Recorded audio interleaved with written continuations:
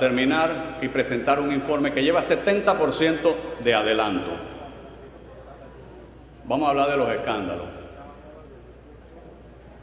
Lo que muchos quieren oír y querían saber. ¿Qué ha pasado con los escándalos? Miren, los colaboradores de la Contraloría trabajan largas horas. Ahí no se trabaja 8 horas y se van para su casa. Tarde en la noche, temprano en la mañana, los fines de semana, los días de fiesta y sobre todo cuando está cerrando el año, ahí están trabajando, sábados y domingos. Con lo que le mencioné, ustedes han visto la efectividad del trabajo, de la ardua labor que realiza la Contraloría, sin publicitarlo, como un celoso vigilante, que cuando ustedes llegan a un restaurante o una fiesta no lo ven, pero ahí está, cuidándolos. Así está la Contraloría, mirando hacia adelante, para dejar atrás el pasado de corrupción, fomentando la cultura de corrección. Nosotros evitamos la corrupción y promovemos la corrección. Y les voy a decir, estoy seguro que todos ustedes comparten este sentimiento. Vivimos en un mundo acelerado por la inmediatez de las comunicaciones en las redes sociales. Muchas veces estamos en un lugar y está la gente pensando en qué va a escribir rápidamente para comunicarse con alguien que le dijo algo. Y no está pensando en compartir con la familia y con los amigos. Y caemos en la tentación de responder rápidamente cualquier comentario que se hace en las redes. Eso ocurre en el mundo virtual. Allí, la percepción le gana a la verdad. En ese mundo, la apariencia opaca la transparencia. Apariencia no es transparencia. Y en ese mundo virtual, la apariencia opaca la transparencia.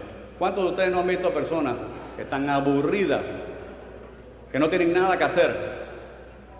Se toman un selfie acomodando el escenario con una sonrisa y hacen creerle a sus amistades y amigos que la están pasando de lo más sabroso y que es increíble el momento y que no extrañan y necesitan a nadie.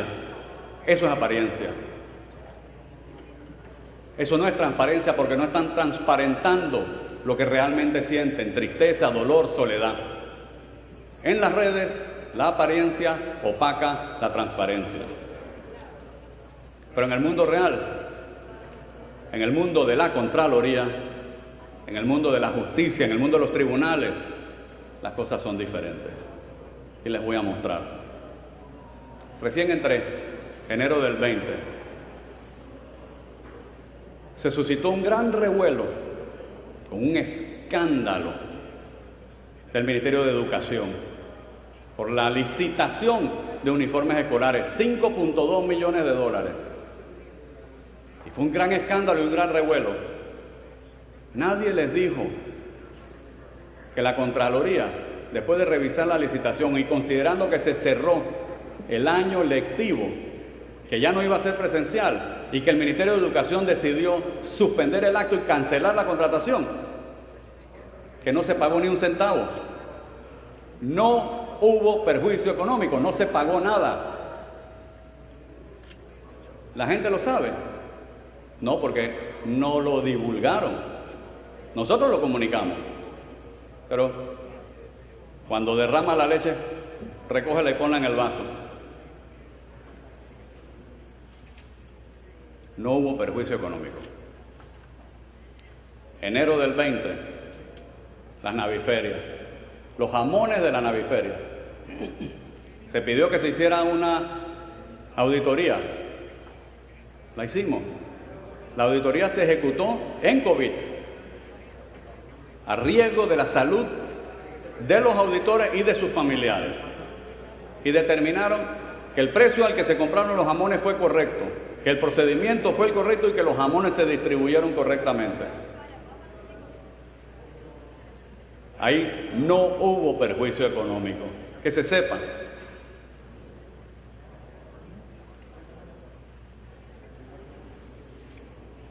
marzo del 2020, hubo un gran escándalo por la compra de equipo informático en el Ministerio de Economía y Finanzas. Se tomaron los correctivos. Se hizo la revisión, el ministro de Economía y Finanzas impuso sanciones administrativas, hubo destitución y separación del cargo. Pero ¿saben qué? La Contraloría no refrendó ningún pago. No hubo pago, no hubo erogación, no hubo perjuicio económico. Esta asamblea, aquí, se formó un escándalo por las compras de unas mascarillas. Que las mascarillas estaban en $2.67 y en ese momento se podían comprar otras mascarillas en 27 centavos. Sí, es cierto. La Contraloría hizo su trabajo. No se compraron las mascarillas, no se pagaron las mascarillas. Se impusieron sanciones administrativas y no hubo perjuicio económico. Miren, abril del 20, se me presentó para refrendo una contratación de la Autoridad de Aseo Urbano y Domiciliario, el famoso alquiler de camiones volquete por hora. Ustedes saben que antes, por 10 años, se estuvo contratando camiones volquete para recoger basura a la modalidad de alquiler. Lo refrendaron los 5 años el Contralor Humber y los 5 años la Contralora Gioconda de Bianchini. Cuando a mí me llegó ese contrato, yo dije no, aquí hay una incorrección, en mi parecer. La autoridad de aseo no está para alquilar camiones, está para recoger basura. Pues si van a alquilar camiones, la modalidad de pago tenemos que cambiarla. No por alquiler, porque si te alquilaban el camión y no llegaba la batería, se murió la batería, o el camión estaba flat, o no había gasolina, o el que lo iba a manejar no llegaba, igual tenía que pagarlo, porque la modalidad era alquiler. Nosotros cambiamos la modalidad a recolección de basura pesada por tonelaje, ruta recorrida y depósito en el vertedero, inspeccionado bajo la responsabilidad de la autoridad de aseo y certificado para poder entonces hacer los pagos. Y así es como se hace. ¿Quién se lo dijo? La gente se enteró que había un escándalo de camiones de la autoridad de aseo, pero no se enteraron que la Contraloría hizo su trabajo. Se corrigió lo que consideramos incorrección, que las otras administraciones no lo consideraron incorrecto. Nosotros sí lo corregimos. Y bajo nuestra administración no hubo ningún tipo de perjuicio económico. Los ventiladores, abril del 20. Ya estamos en pandemia, en cuarentena. Entendemos la frustración, esos sentimientos de estar enclaustrados, de no poder salir, las inseguridades y las incertidumbres. Y eso, por supuesto, crea intolerancia. Como servidores públicos teníamos que tolerarlo. Se presentó una carta de intención para cotizar ventiladores y se formó un escándalo. Pues déjenme decirles, esos ventiladores nunca se compraron, no se refrendaron, no se pagaron, no hubo perjuicio económico. ¿Sabían eso? No hubo perjuicio económico porque no se adquirieron, no se compraron, no se pagaron, no se refrendaron.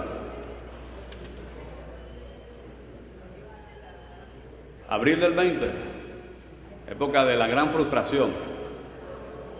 Se levantó oportunamente cuando se pronosticaba más de 5,000 pacientes que se necesitaban en las UCIs y en el mejor de los escenarios 900 pacientes en las unidades de cuidados intensivos. ¿Saben cuántas camas había en Panamá disponibles? 300. Y la mitad ya estaban ocupadas por pacientes no COVID. Y el gobierno tuvo que actuar rápido. Y el Ministerio de Obra Pública construyó un hospital modular en 32 días.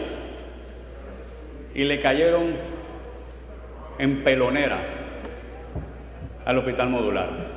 Miren, les voy a decir, ese proceso del hospital modular ha ayudado a 1.739 panameños que se hospedaron en ese hospital. Y quiero reconocer el trabajo de los fiscalizadores de la Contraloría, 32 especialistas de la Contraloría, que en tiempo dedicaron 1.253 horas hombres durante 4 meses a revisar todo ese procedimiento. Eso nos llevó, con la unidad de análisis de costos, a evaluar el costo mínimo posible para construir un hospital modular y el costo máximo que pudiera costar sin que se considerara robo. Pusimos a disposición de la ciudadanía nuestra evaluación. La transparentamos en un acto perfectamente transparente. Cuidado que todavía entran a la página web, Jesús, ¿todavía está ahí? Cuidado que todavía entran a la página web de la Contraloría y pueden ver el análisis de costos y el trabajo que hizo la Contraloría con el hospital modular. Transparencia, nada que esconder. Y determinaron los técnicos de la Contraloría que el precio que pactó el MOP para la construcción de ese hospital estaba por debajo de la mitad, casi cerquitita de lo mínimo que se podía pagar. Pero todo lo que se dijo de ese hospital, ahora les voy a decir lo que hicimos nosotros, aparte de transparentar ese proceso y poner allí para recibir opiniones ciudadanas. Alguien le pidió al procurador de la administración, Rigoberto González, que investigara eso. Y Rigoberto González lo investigó y determinó que no hubo mérito para hacer una investigación preliminar y ordenó el cierre y el archivo de ese expediente en vista de que no hubo irregularidades, de que el proceso fue correcto. Y luego de eso, luego de que Rigoberto González, procurador de la administración, hizo eso, determinó que no hubo irregularidades, cerró el archivo, el expediente y ordenó su archivo, nosotros lo refrendamos. El contrato. ¿Y saben qué? 1 año y medio después se hizo el pago.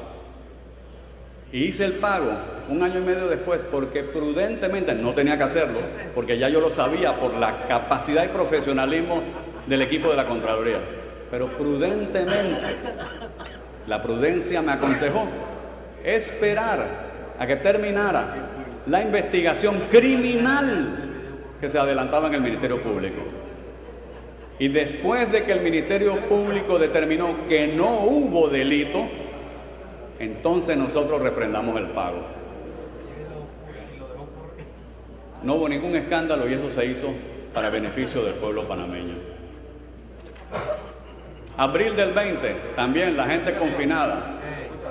La Caja del Seguro Social licitó para trámite una contratación de 168 millones de balboas para el almacenamiento y distribución robótico de medicamentos.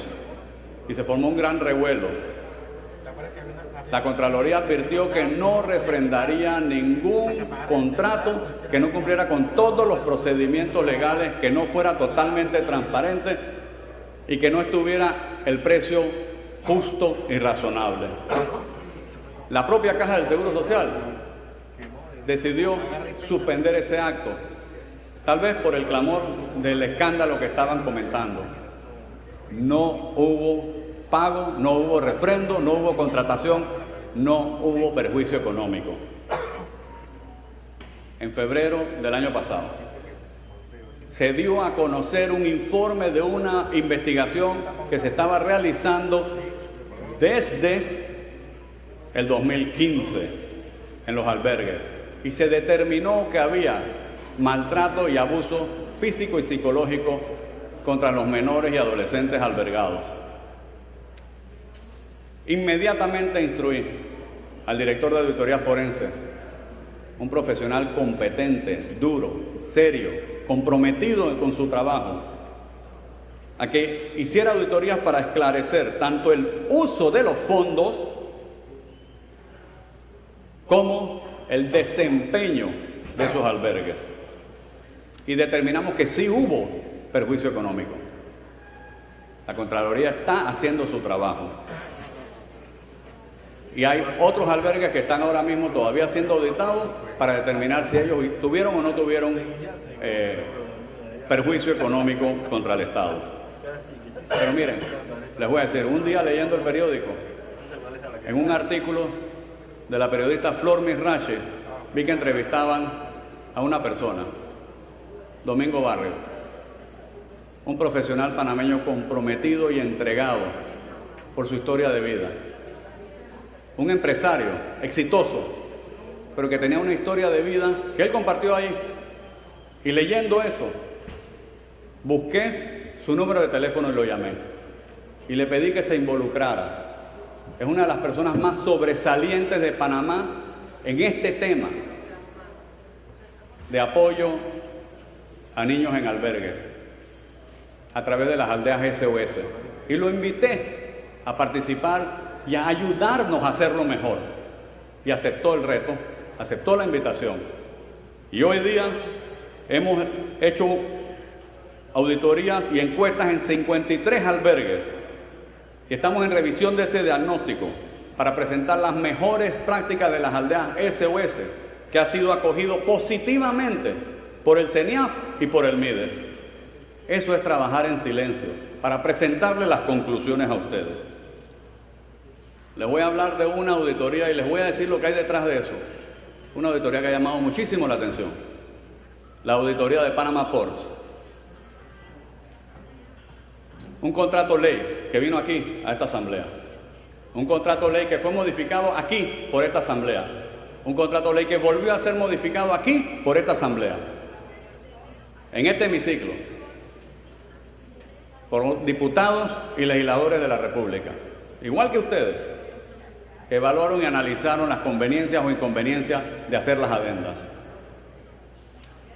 En febrero del 21, públicamente salí a dar las explicaciones que se podían dar, porque las auditorías son de carácter confidencial.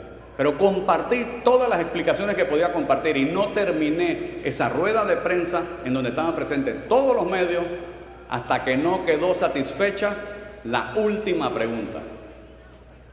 Cuando terminó, el último de los periodistas de preguntar, pregunté, ¿hay alguno más que tenga alguna pregunta por satisfacer? No, terminó la conferencia. Dimos todas las explicaciones. Ahora les voy a decir lo que hay detrás. La auditoría cubrió 23 años y 5 meses. Fue realizada, no la hice yo, fue realizada por 25 profesionales multidisciplinarios de la Contraloría, entre auditores generales, auditores de sistema, abogados, especialistas en economía, doctores en economía y en finanzas. Dedicaron 9.904 horas hombres, determinándose al final de la auditoría que la empresa sí cumplió con las obligaciones sustanciales del contrato. La empresa debía hacer cosas, para resumirlo y explicarlo básico y práctico. Ahí está para verse. La empresa debía invertir 50 millones de dólares, debía poner un puerto en operación comercial y debía pagarle al Estado. Y si la empresa incumpliera en alguna de sus obligaciones, tenía el Estado que comunicárselo y tenía un tiempo para subsanar cualquier incumplimiento que el Estado hubiera determinado que habían incumplido. Les voy a decir lo que pasó, producto de la auditoría. Determinamos que de los 50 millones que se obligó originalmente a invertir, invirtió 1.700 millones. Tenían que invertir 50, invirtieron 1.700 millones. Algo que nadie se imaginaba. La empresa contribuyó a la economía, incluyendo valor agregado, efectos directos de pagos e indirectos y de inversiones realizadas, por 5.935 millones de dólares a la economía del país. 5.935 millones de dólares a la economía. En ese periodo auditado, la empresa obtuvo ganancias de 900 millones de dólares. Panamá tenía derecho al 10%. Cuando hicimos la auditoría nos dimos cuenta que solo nos habían pagado 8 millones de dólares en dividendos. Si la ganancia fue 900, el 10% es 90 millones. Nos debían 82 millones. Y así lo hicimos saber a la autoridad marítima. Y lo hicimos saber con respeto. Ninguna empresa está obligada a repartir dividendos. El día que lo va a repartir, tiene que repartirlo como dice sus estatutos. El día que va a repartir dividendos, le tienes que dar a Panamá el 10%. Pero nadie está obligado a repartir dividendos. Nosotros le dijimos, respetando la ley, los miembros de Panamá, en la junta directiva de la empresa, pueden hacer sus mejores esfuerzos para exigir que se nos paguen esos dividendos. ¿Y saben qué? Lo hicieron. Después de la auditoría, que determinó que Panamá había recibido 449 millones de dólares en beneficios al Estado, 444 millones de dólares en beneficios para el Estado de pagos directos. Después de la auditoría, que determinamos que todavía nos debían los dividendos, la empresa hizo un pago. Y ahora les digo cuál. Pero les voy a decir cuánto pagaron por administración. La administración que terminó en el año 99 recibió 64 millones de dólares para Panamá. La que terminó en el año 2004 recibió 77 millones de dólares para Panamá. La que terminó en el 2009 recibió 127 millones de dólares en pagos para Panamá. La que más recibió hasta ese momento, la administración que finalizó en julio del 2009. La administración que finalizó en junio del 2014 recibió 77 millones. Y la que finalizó en febrero, bueno, al momento de la auditoría, en febrero del 21, se habían recibido 14 millones de dólares. Producto del audito y de la comunicación que hicimos a la Autoridad Marítima de Panamá, la empresa pagó los 82 millones de dólares que debían en dividendos y en exceso. La empresa pagó 150 millones de dólares que recibió el Ministerio de Economía y Finanzas. O sea que en este gobierno se han recibido ya 164 millones de dólares de esa empresa, demostrando el cumplimiento de eso. Sí, yo comprendo que este es un tema que implica pasiones políticas y pasiones empresariales. ¿Qué hubiera pasado si arbitrariamente o irresponsablemente alguien hubiera dicho, un auditor despistado, que la empresa no estaba cumpliendo? Pues esa empresa tenía registro con firmas auditoras internacionales portuarias de que sí estaba cumpliendo todos los años durante los 23 años. Nos hubiéramos tenido que enfrentar a un pleito, Panamá, en los tribunales internacionales de arbitraje. Alguien diciendo no cumplió por parte del Estado de Panamá, algún despistado. Y nos hubiéramos enfrentado en tribunales internacionales a la batería de auditores internacionales que hubieran dicho en un arbitraje que sí cumplió y lo hubieran probado porque ya lo habían auditado. ¿Pero qué hubiera pasado en Panamá? Alguien hubiera dicho, bueno, licítenlo, a ver si alguien saca más provecho económico para el país, que alguien paga más. Les voy a decir qué hubiera pasado con esa licitación. ¿Quién participa en una licitación en donde el objeto a licitar, el puerto, es un objeto contractual litigioso? Es un objeto contractual en litigio. Y ese litigio hubiera durado 15 años. Nosotros tenemos arbitrajes y litigios que vienen de administraciones anteriores, por actos de gobiernos anteriores, y tenemos que hacerle frente. Ahora imagínense ustedes, ¿quién saca provecho de que ese puerto hubiera estado parado? Porque no hubiera podido haber licitación. Los competidores comerciales, solamente en Panamá o en otro país, a lo mejor se hubieran llevado la carga para otro país. Lo responsable fue hacer lo que se hizo, decir las cosas como las encontramos. En la Contraloría somos transparentes y decimos las cosas como son. Otro escándalo, el poder popular.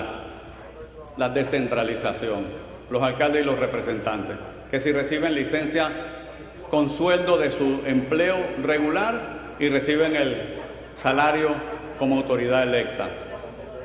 Allí mismo otro escándalo, que si se asignan gastos de movilización que a uno le gusta y a otro no le gusta. Yo lo dije, yo no soy coadministrador. Nosotros fiscalizamos que las cosas